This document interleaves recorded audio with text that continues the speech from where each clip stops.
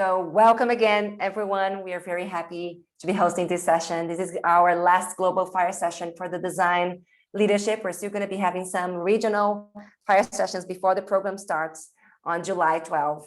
I am Juliana Proserpio. I'm going to be introducing myself very, very soon. We also have here Ricardo Ruffo, who is the co-founder of ECHOS, also together with me. Luna, who is our program advisor. So she's going to be answering all the questions that you have. If you want to add in the chat, please do. We will get to all the questions at the end of the session. So please, please, please let us know what are your thoughts, what you want to learn from the session today, and hopefully we'll have fun together. Don't forget to tell us where you're dialing from and what kind of designer are you, or what kind of innovator are you? We're very curious. Let me introduce myself. My name is Juliana Proserpio. I am one of the co-founders of ECHOS together with Ricardo. I'm also the Chief Design Officer at ECHOS. I'm an entrepreneur and educator, and I have been helping to create a movement of design futures, design leadership, obviously in the world. I have been working with design and innovation for the past, 12, 13 years, even more. And I founded ECHOS 10 years ago together with Ricardo. So this is me. I'm very happy to be hosting this session. I'll pass the word to Ricardo to introduce himself. So welcome, thanks, Juliana. Welcome, everyone. It's a pleasure to have you all here. I think it's going to be a very interesting session right now.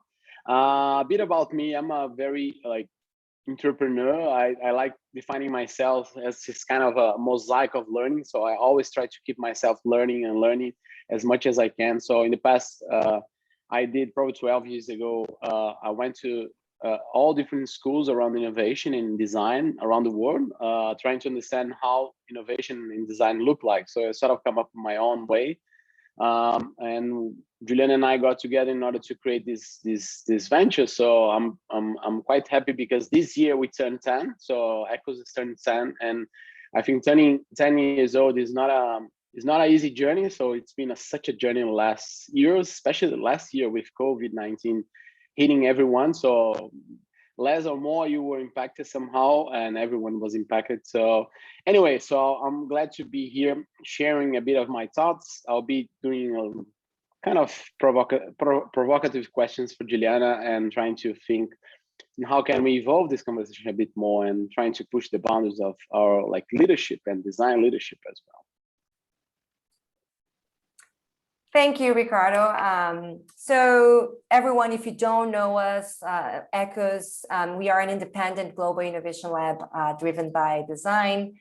We have 3 business units at ECHOS. We have ECHOS School of Design Thinking, where we have the course of design leadership, but also many other courses. Helen just said to us that she enrolled into other 3 courses. So we have also the design thinking, we have service design, business design, design futures, facilitation, strategic design, UX, digital products, and things like that.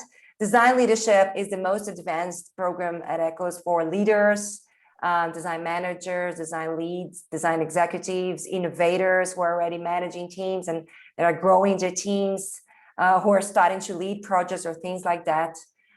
We also have ECHOS Innovation Projects and ECHOS Ventures. So at the innovation projects, we help business create value and innovate for good. Some of our clients are organizations such as Google. With Google, we work with the Google News Initiative Design Accelerator. We have already accelerated more than 20 organizations around the world in APAC and in Brazil. Together with them, we also, as our clients, we also have Honda, now recently the House and Property from New South Wales. So we work with a with a diversity of industries, helping them to innovate, to be more human-centered, and to create new digital products. And as I was saying, at the school, we're helping people like yourselves and organizations to master the innovation mindset, skills, and tools. And we are now a global company for the past already 4 years. We have operations in Australia, Brazil, and in Portugal. But actually now, since the pandemic, we have people spread in different locations. We have people in the US, we have people in varied locations. So we are a very diverse team at Ecos nowadays. And if you don't know, this is a bit of our tracking record. So we have already shaped 40,000 professionals in our campus courses, and we have already developed more than 150 projects. So this is a little bit about us. And we are very proudly part of the Global Design Thinking Alliance. And this is an amazing alliance that brings together many universities around the world to do the research on design thinking. And we are very happy to be part of it. We are the only ones who is not a university, but we do a lot of research on design thinking, innovation, and design leadership. Obviously, that's why we are here. So without further ado, I just want to first get started in the topic of design leadership.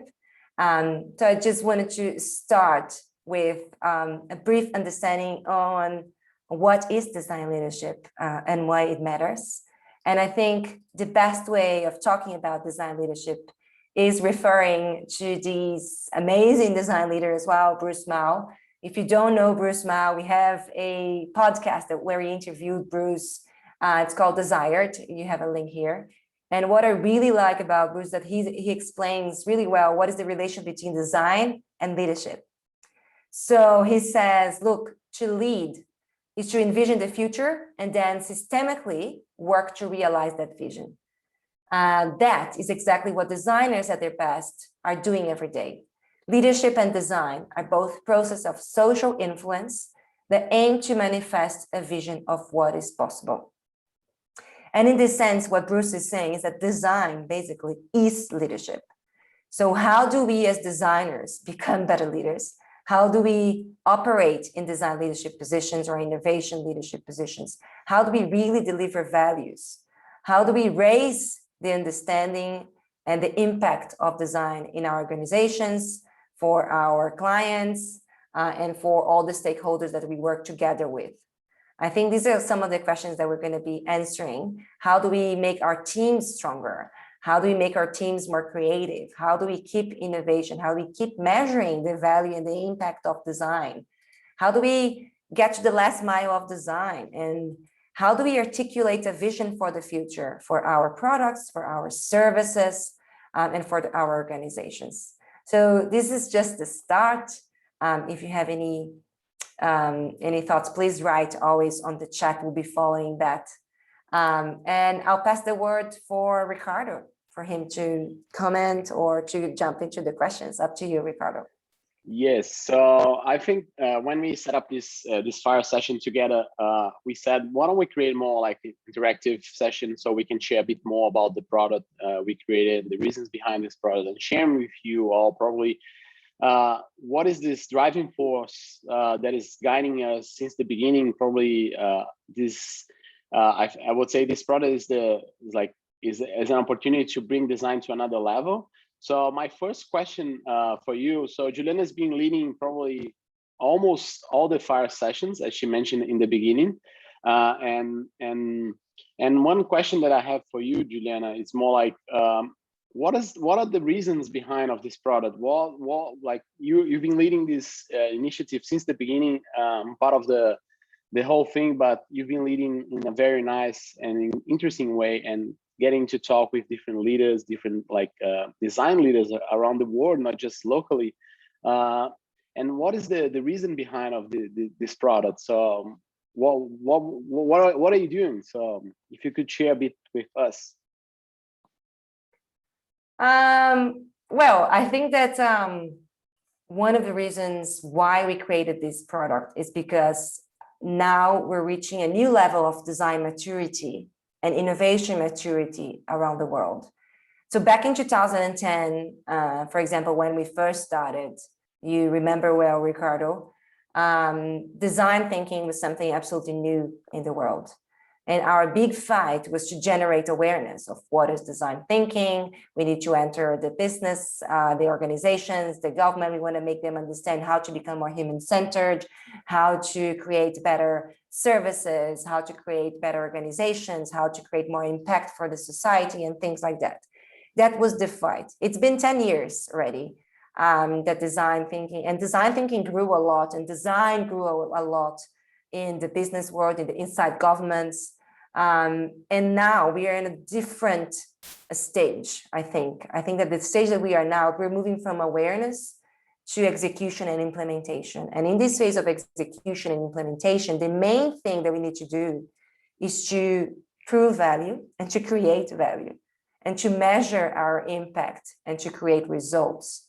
So one of the reasons why we created this product is because we want to raise the impact and create better design leaders so that we can really put ourselves into this path of success that design can have a longer run inside organizations and inside governments, that it doesn't become a fad. Because what we have been seeing is that if we don't implement design thinking and we don't bring innovation approaches in the right way, we are doing the sort of like the innovation theater. And that is not very good, because with the innovation theater, we don't create impact. So what we're trying to do and why we created a product is to raise really and to push the boundaries of what is the next level of design and what it means to be a design leader. We also talked with many leaders before creating this program, and many leaders, they were saying the same thing. Either if they were already a VP of design or a design executive design leader, let's say, they said, look, we already reached the C level. We are already influencing whole organizations. But how do we keep creating impact? How do the leaders, the C levels, the executives understand what design can generate value? And also what is the next step? What are the next realms of my design leadership? On the other hand, if you are a rising design leader, if you're a design manager or a product owner or a customer experience manager or something like that, probably your teams are transforming very fast. You either were impacted by the changes with the pandemic and your team is shrinking or is fighting for a survivor, or in many other, in the opposite hand, and this is happening more often, this is actually a trend, your team is growing really fast. And because your team is growing really fast, everyone in the design ladder will kind of grow, right? So if you were a design lead, you will soon become a, I don't know, manager. If you were a design manager or a product manager, you're going to be becoming a director. The directors are becoming heads, the heads are becoming VPs.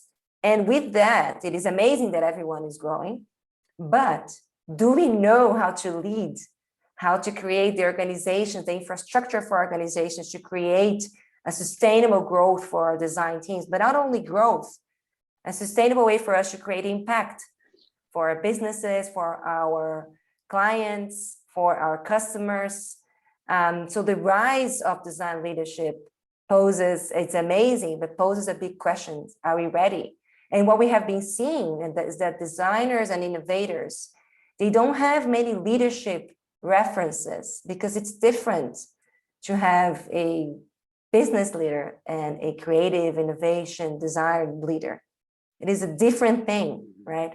So the reason why we created this product is to help design leaders, if you are a manager, VP of design, whatever, be a better design leader and create more impact, and help your teams to develop as well and get to the last mile of design.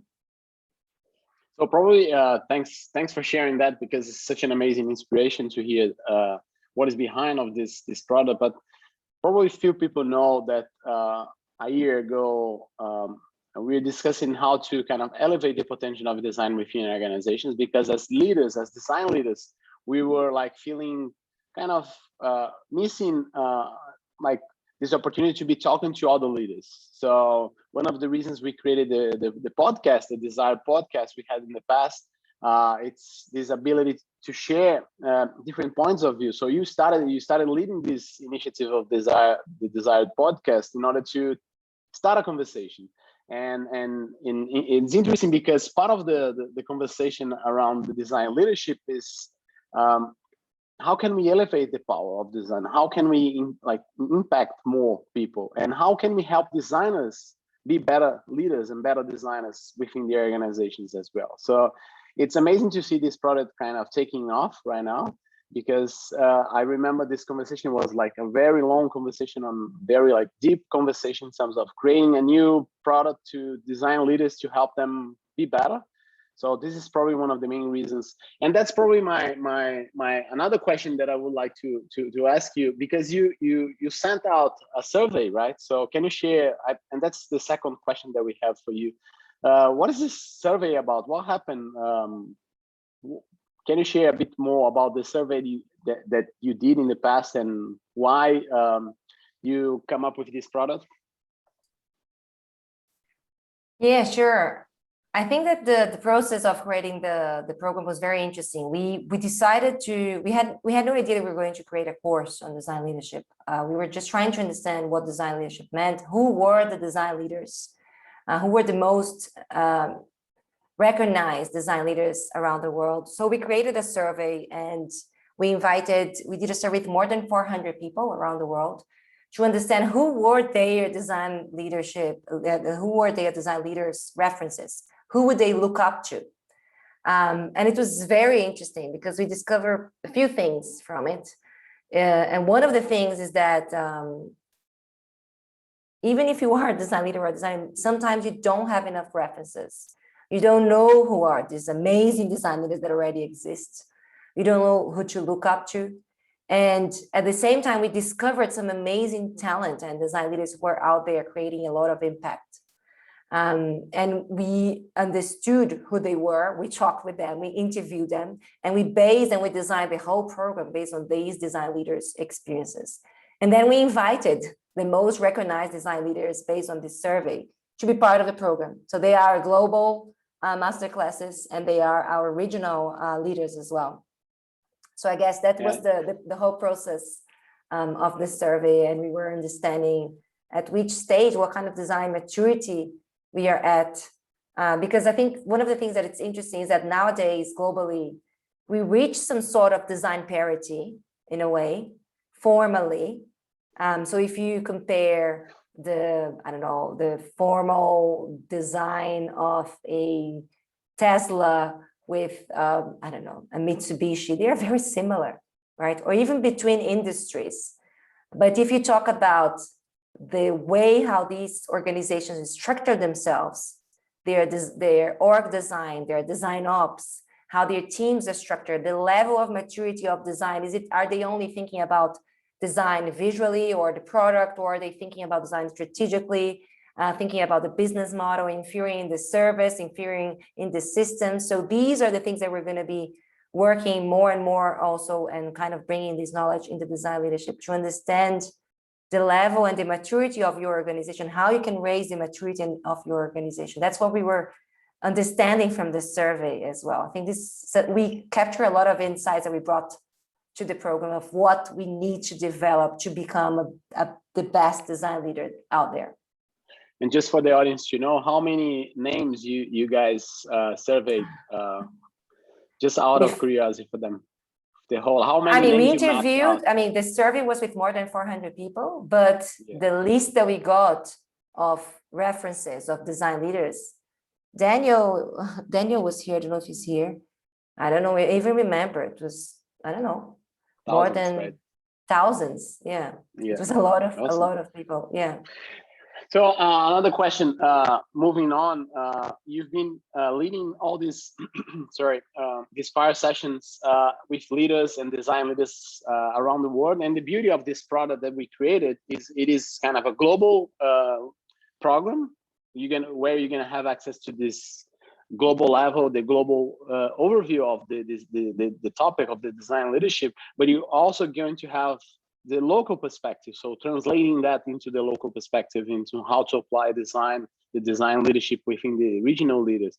And you've been leading that since the beginning and creating this community, this amazing community of design leaders. What are the main takeaways so far from these conversations that we've been having with them, and what you've been learning? Because I bet you've been learning quite a lot. I'm trying to keep up, like watching and kind of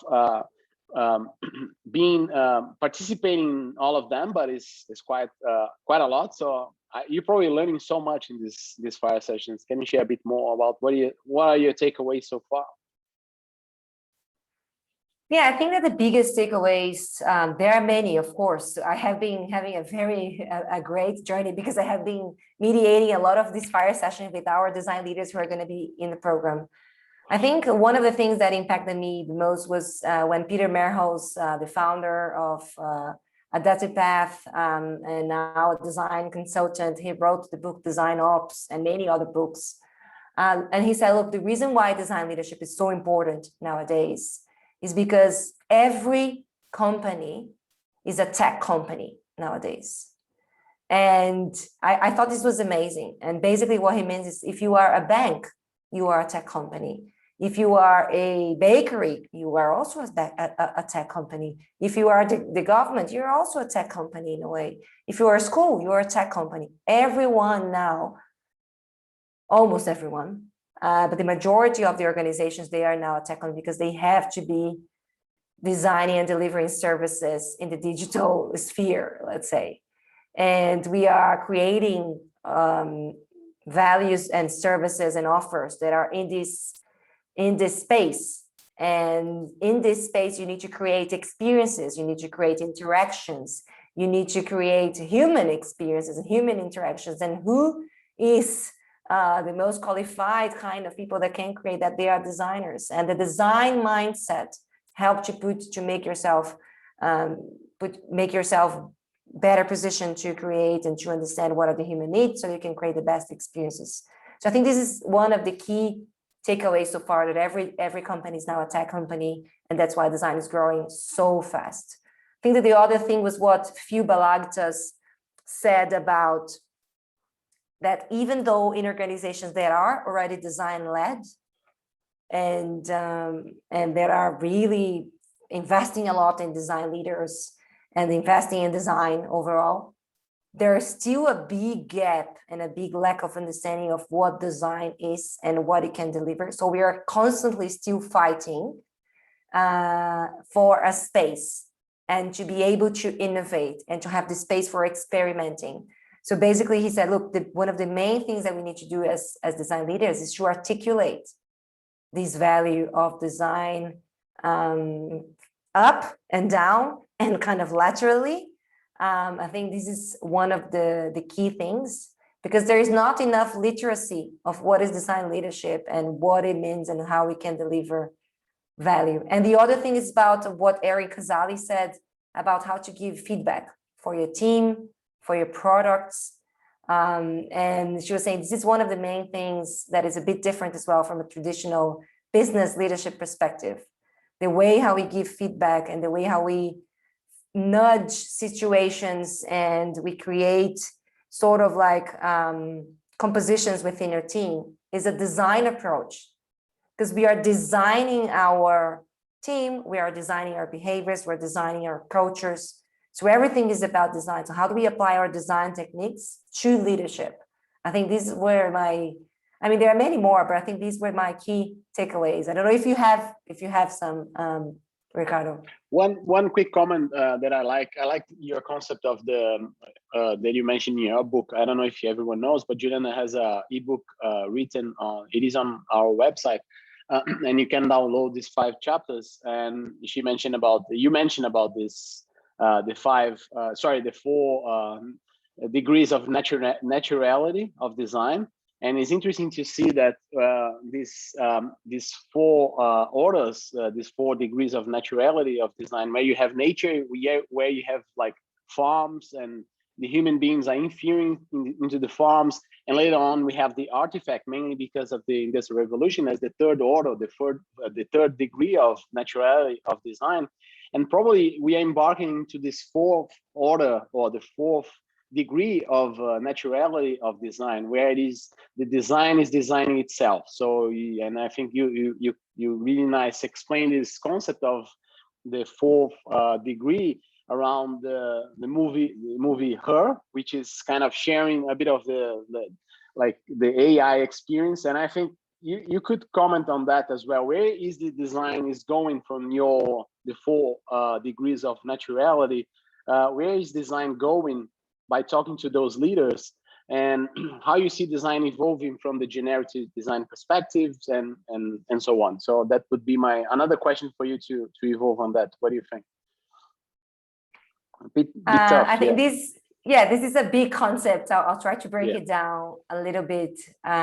Look, so I think this concept of the 4 degrees of naturality on design, it came from my personal conversation with Herbert Simon. Of course, I didn't talk with Herbert Simon. I wish, but Herbert Simon was a big researcher on design, and he wrote a book of the sciences of the artificial. In his book, Herbert Simon defines design, which I think is the best definition of design that I ever heard. And basically, he says, look, design is about changing existing conditions into preferred ones. And then he talks about design being about artificiality. So he talks that there is a difference between natural design and artificial design. And what he means by that is that natural design is everything that was created by nature. So the forests and a waterfall and things like that. And everything else that was created by humans is artificial design. And then I started thinking, okay, is that really how we should be seeing design, as an artificial thing? Because the produce of animals is nature. Why is the produce of humans not nature, right? So that's the line of thought. And in this line of thought, the first order of, and then like, instead of having natural design against artificial design, what if we saw design of on the lenses of degrees of naturality? So the first degree of naturality of design is when the designs are created from nature and produced from nature. So basically, forests, waterfalls, the ocean. So it's designed by nature and created by nature. The second degree of naturality is designed by human beings and created by nature. So farms, for example, they are the best example of that. It is a human creation. It is a human design, but actually it's a natural creation.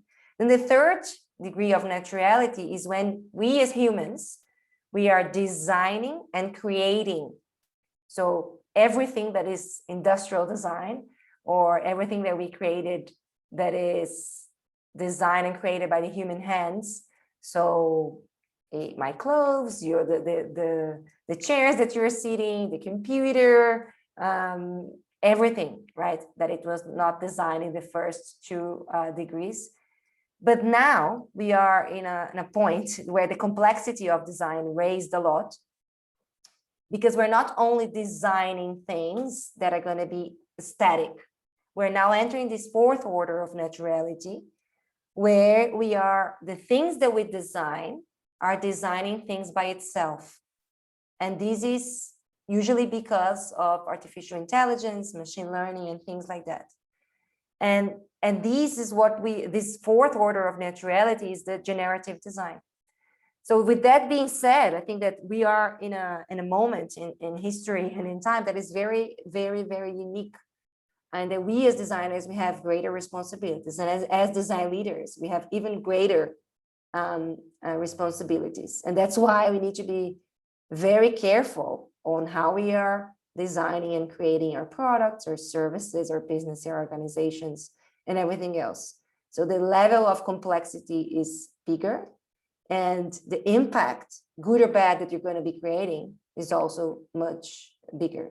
So that's important. That's why it's so important to raise the conversation on design leadership. And that's probably lead us to the next question, which is what is the purpose of the whole program that we have in place, the design leadership program? So what is the purpose of this program? Like we've been talking of the 4 orders of like design here, and what is the purpose behind of that? What is our goal? So look, I think that the purpose of the program is to help us kind of move the needle of the impact of innovation and design, and really change, kind of like move, kind of when you are moving the page and you're changing the page and you're turning the page, because basically we need to move from as I was saying before, from the awareness to implementation. And our biggest purpose is to help these people who are going to be participating in the program and the community overall, not only the people who are participating, the whole community, to create better impact, to help to design and foster better teams, and create better solutions, basically, and not becoming a fad. We don't want that. We want to, basically, we are trying to create a safety net for the whole community, where we know what we're doing, and that we don't maybe make the mistake of getting there into the executive seats and then not delivering, and then losing this opportunity that we are now having of really creating change and creating impact in businesses and in society.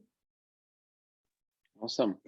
And I think the last question before we wrap up for like open questions for the audience here, can you share a bit more about the whole program? So how the program really works and what are the details? And probably after that, we can straight open up the questions from the audience and have a bit of chat.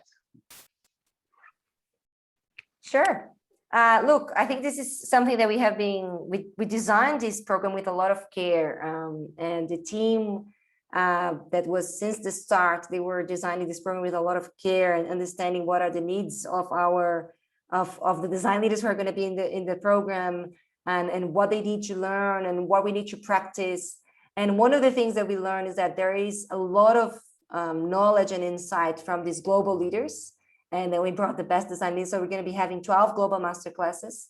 But we also need to learn and understand how to apply the design leadership and the practices in your context, in your regional context. So we also have, that's why we also have 12 regional workshops. And in these regional workshops, you're going to have, it's going to be in your region or in your time zone.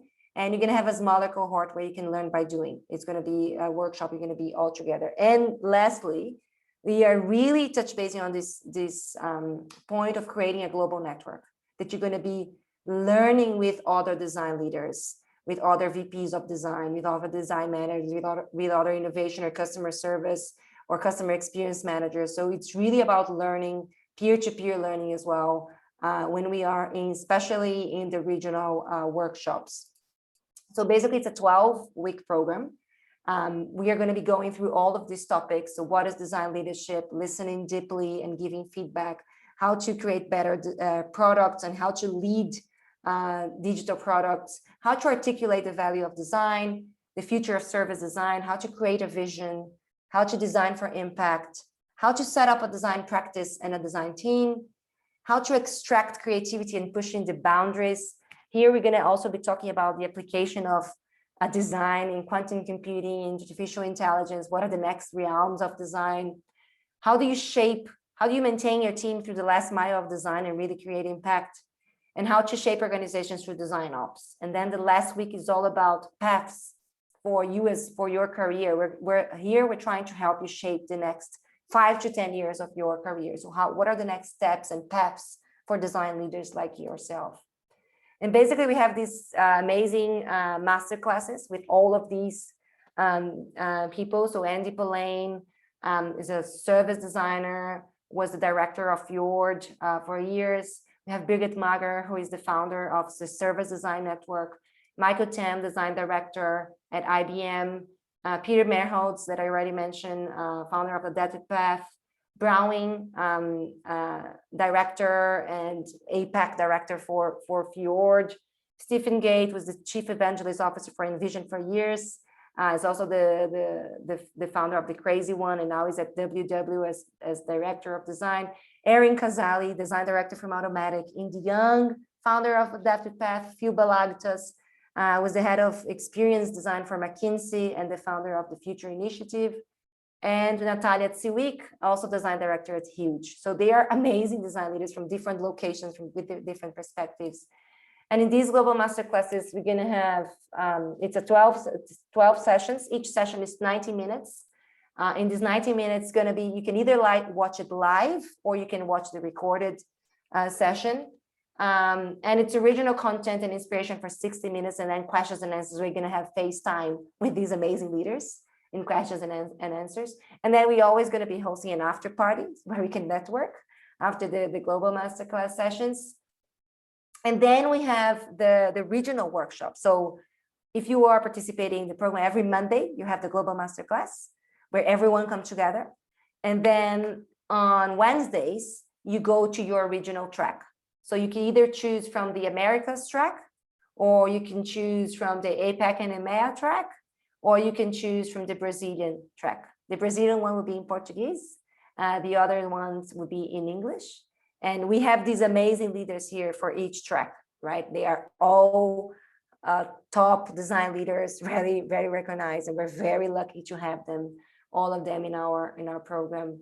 And then if you are in the regional tracks, it's a 3-hour session. It's a workshop on Wednesdays where this design leader is going to be bringing content and for each of those topics that I was mentioning later. And then we're going to have practice. And then it's going to be a learning by doing experience where you're going to be learning how to become a better leader. What are the tools, the frameworks? And then we also have this moment for peer-to-peer learning in these sessions. So basically, it's about learning by doing and learning by sharing as well. This is our motto, always in the Ecos School of Design Thinking courses. And here is the learning, our learning outcomes, what we are expecting to get and what you can expect to get if you do the design leadership. So basically, you're going to be learning about creating a future strategic vision. You're going to be learning how to lead and grow design teams. You're going to learn how to push creativity and innovation boundaries, how to set up a team practice, how to measure the value of design, how to shape your organization through design ops, how to give feedback and coach your team, how to create better digital products, and how to articulate the value of design and navigate the C-suite. So here are the topics. And we're going to be using Miro as a board. Miro is our official partner of the course. And we also have Ecos Online, where we're going to be giving you contents that you can watch at any time that you want, that you can learn and deep dive in some of the concepts that we're going to be having throughout the program. And all the sessions will be hosted in Zoom. And the program basically starts on July 12th. It's pretty close. So we are excited with everyone who is already enrolling. We have already amazing design leaders that enrolled and they're participating in the course. And yeah, on Mondays it's always the global masterclass, and on Wednesdays always the local workshops. Awesome, and it's interesting to share as well that leaders are sending their teams as well. So yeah, it's just not about join by yourself, but also joining as a team, which is quite part of the leadership skills. So you need people to lead as well. So bringing people together is one of the skills of being a leader. And I think those leaders already perceive that as an opportunity to bring their teams on board of a new journey, a very unique experience in terms of learning, design, and leadership. So with that, thank you, Juliana, for these amazing insights and amazing experience that we've been leading this product so far. I would like to open for questions in the audience. yeah, I don't know if anyone has a question. To speak put in the chat or put in the chat.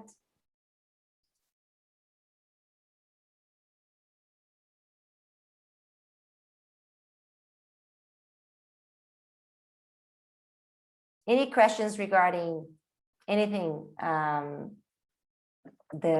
even about the course or about design leadership? Let us know.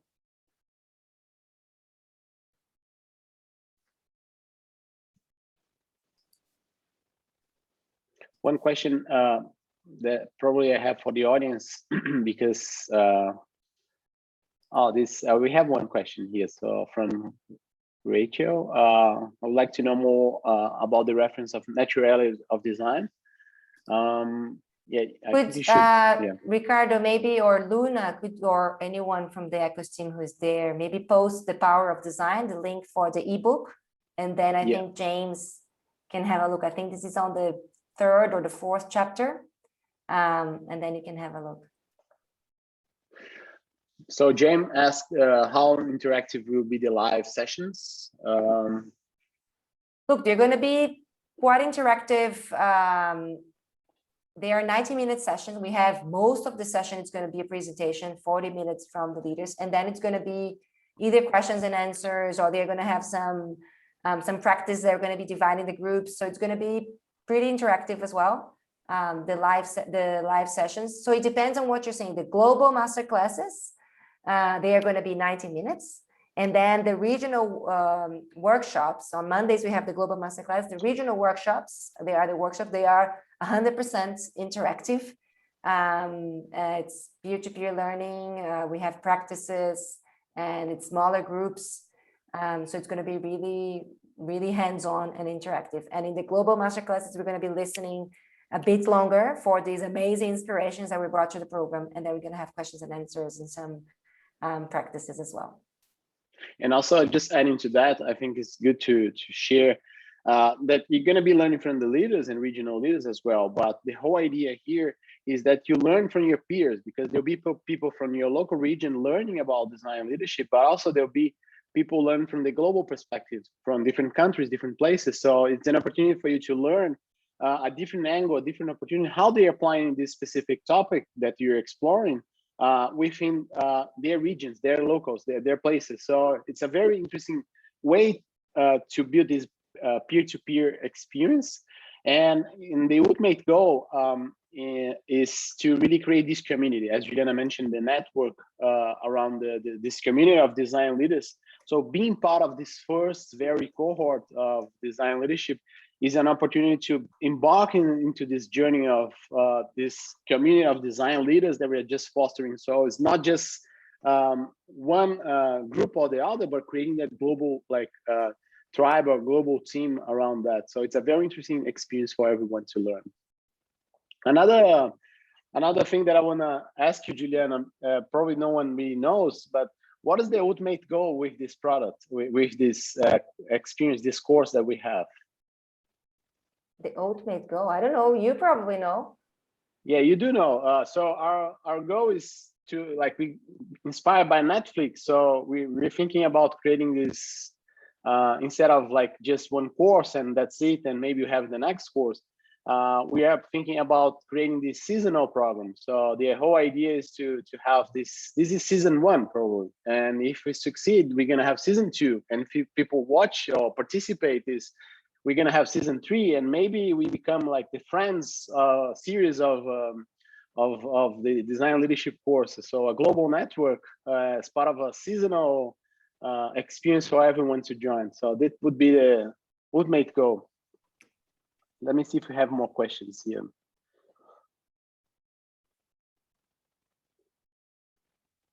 There is a good question. Is it possible yes. to participate in a different regional workshop track every week, or do we need to choose a fixed track? Mariana Lima. Look, we are hoping that you choose a regional track. But if you miss something, what we're saying, if you miss a session, you can do on the other track. The time zone might be tricky depending on where you are. It might work. I don't know where you are. Maybe you are, Mariana Lima, maybe is in Brazil. Maybe you can do one and another, but we prefer that you be, because basically we want for you to create this network and this team in the regional track. But you can, if you want to have one in another place, it's okay.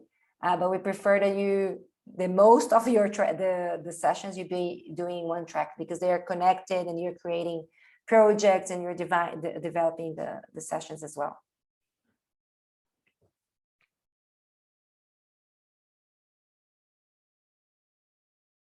And one thing that, just so that you know, as part of our, it's a new thing, if you want to participate in the program, you can participate in one global masterclass if you want, or you can participate either or only on the 12 global masterclasses, or you can participate only on the regional workshops in one track, in one place, or you can participate, the premium is you can participate in the whole program. Then you have the 12 global masterclasses and the 12 regional workshops. And then we have the super VIP, where you have all the access, and then you also receive a mentorship session with one of our ECHOS team, 101 for your development. So there are all these options on how you can participate in the program as well. Any other question, anything? You can say it out, you can either write or say it out loud or comment on something. let us know.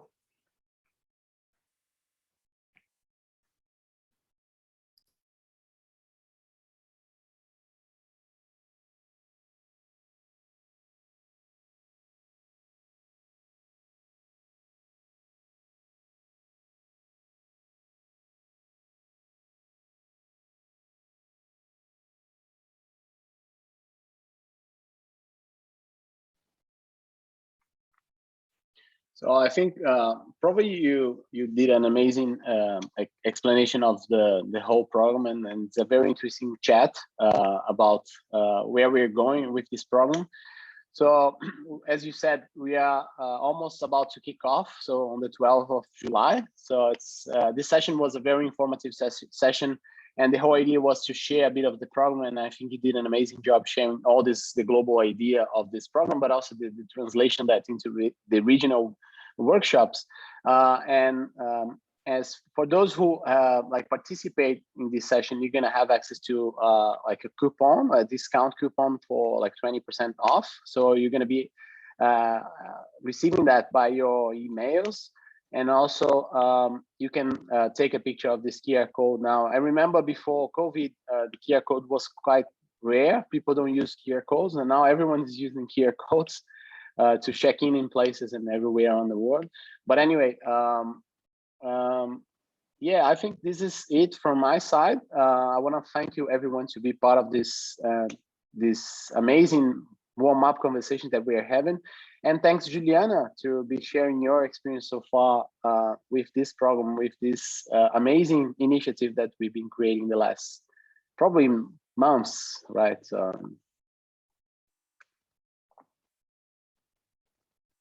Well, thank you everyone for participating. Also, if you want to download, we have an ebook as well on design leadership on top of the power of design that Ricardo mentioned. So in this ebook, we have a lot of information about what is design leadership and interviews with amazing leaders there. So feel free to download as well.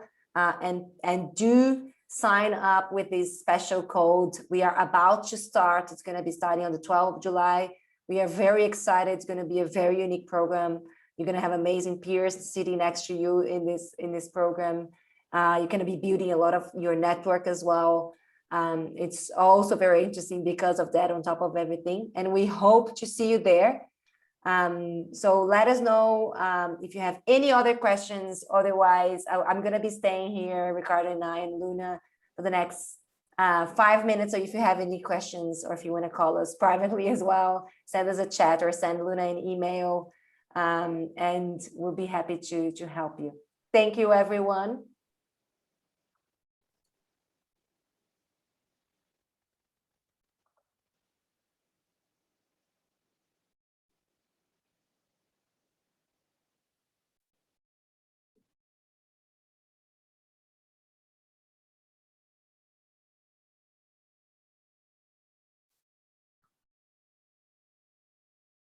Hello, Juliana. I'm Noria here. Hi, Noria. Yeah, I just want, no, I actually interested in this one because I'm joining this one group that they are going to design a social innovation, social entrepreneurship module for the students.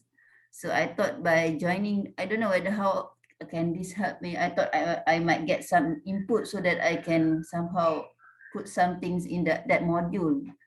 I have no background in this. That is my first group design thinking. It's not really design. They just give an exposure. What is it? So I just thinking of how can it helps me in terms of joining this and designing that module for students, college students. I mean. Thank you, Noria,